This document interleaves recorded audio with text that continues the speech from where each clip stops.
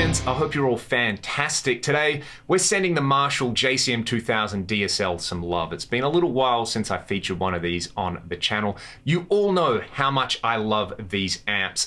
Probably my favorite Marshalls ever made, and I know that is probably going to be controversial, so if you're a Plexi person, or a 2203 person, or a JCM 900 dual reverb person, let me know in the comments. It's okay, we all have our favorite Marshalls. All Marshalls are beautiful, but this one in particular is beautiful to me because of this clean sound. It's like Marshall figured us out as guitar players. They know that we love to twist knobs, but when we've twisted those knobs, we probably set them somewhere around noon. So I've got the EQ at noon, I'm on the clean channel, I've got the volume control up to where I'm not going to get the cops called on me just yet, and I have the gain control up at around 7 or 8, which on the neck pickup of this Strat into my Marshall 4x12 with 25 watt greenbacks mic'd with a Sennheiser MD421 sounds like this.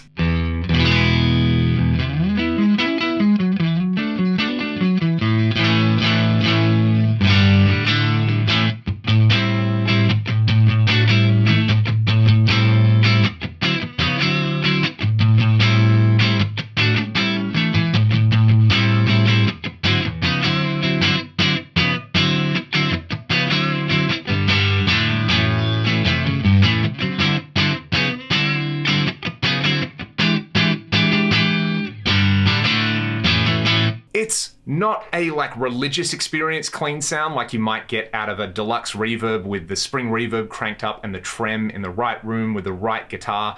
Believe me, I feel like I've recently had that experience and been converted over to that kind of sound, but you know, that just kind of works. It feels really nice and bouncy under your fingers. There's not too much of anything, and this is an amp that I've recorded a lot with. It works in a mix. It can take pedals.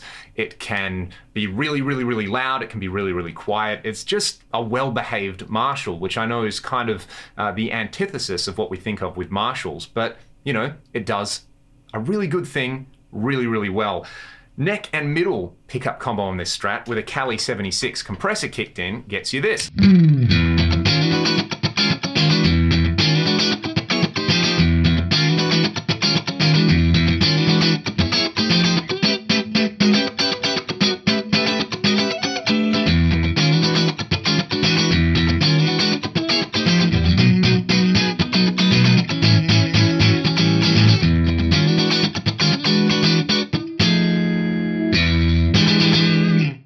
It's awesome. There's a decent spring reverb on here. Let's have a listen to it with it cranked all the way up. It adds a bit of noise.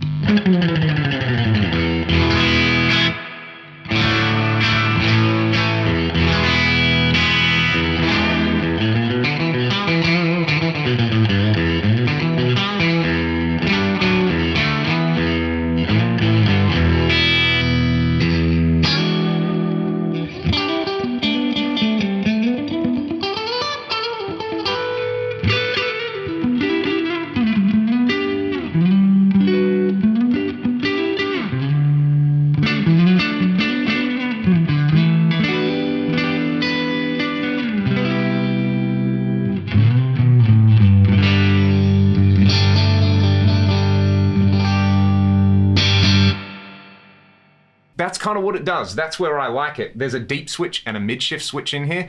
Personally, I think the deep switch is really fun when you're playing with a cab in the room, which I'm not. I have my cab in my cab room, but I find like it adds a little bit too much low end to actually be useful on a recording. Similarly, the mid-range control is cool. It scoops stuff out, but on a recording, you probably want a bit more of that mid-forward thing. All I would do with this is like, you want a bit more sparkle, a bit more treble. Bring the treble control up, bring the bass control up, maybe bring the mids out a little bit, and we get a slightly sparklier version of what we just had. I will say, the downside is that if you like this for a clean sound, there's shared EQ for the gain sounds as well. But, you know, we're just here to talk about the clean sound in like a recording context. So let's hear that now. I'm going to turn the reverb back all the way off so we're totally dry and a little less noisy.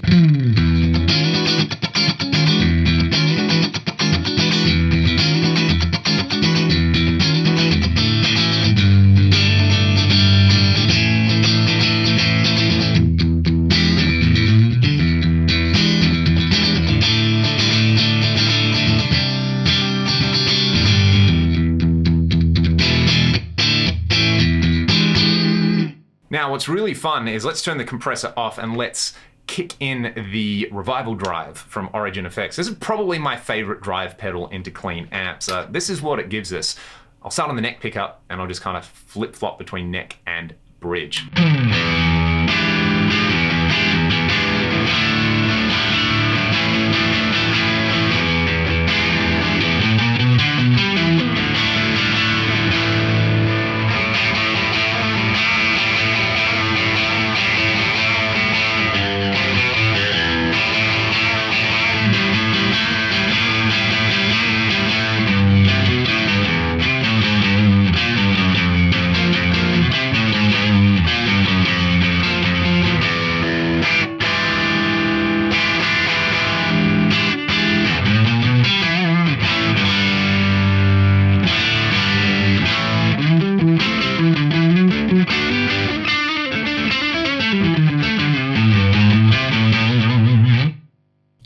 That's fun. That's really, really fun. So you can pummel it with preamp pedals.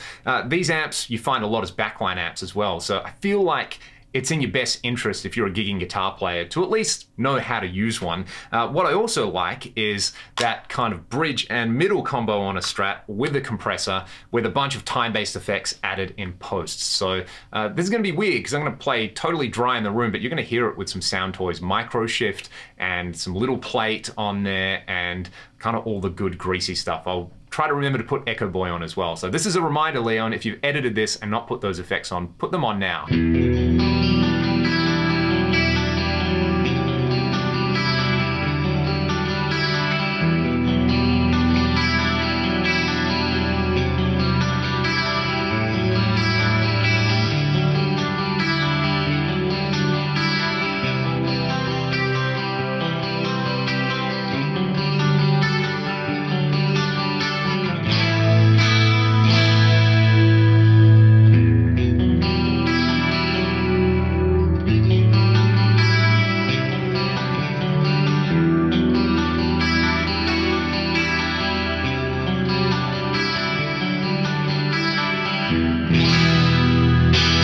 And it works pretty well with humbuckers as well. I've just brought the gain down a bit, brought the treble up, taken a little bit of mid-range out, and we get this. This is a Hamer Artist with Duncan 59s.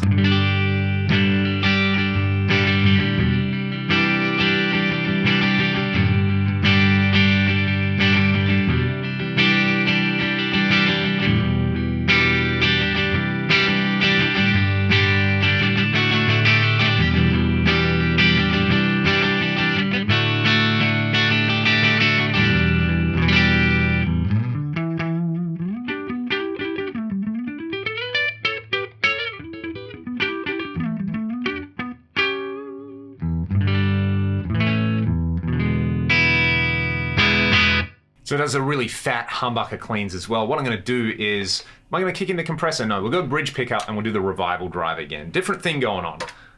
Where is that button? There we go.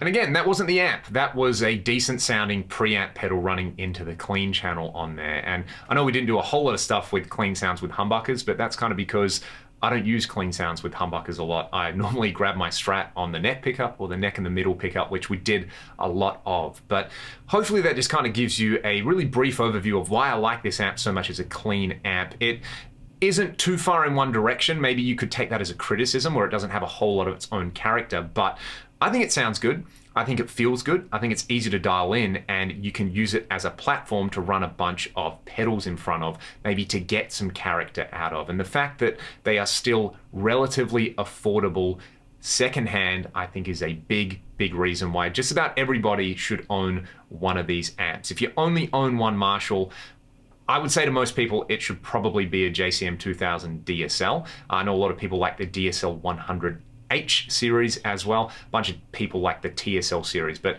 for me, that's why I like these amps as clean amps. I also love them as crunchy amps as well. So if you're a DSL fanatic like me, let me know in the comments. If you want to support the channel and see more videos like this, there are links in the video description. Hope you all have a fantastic day. Thanks for watching.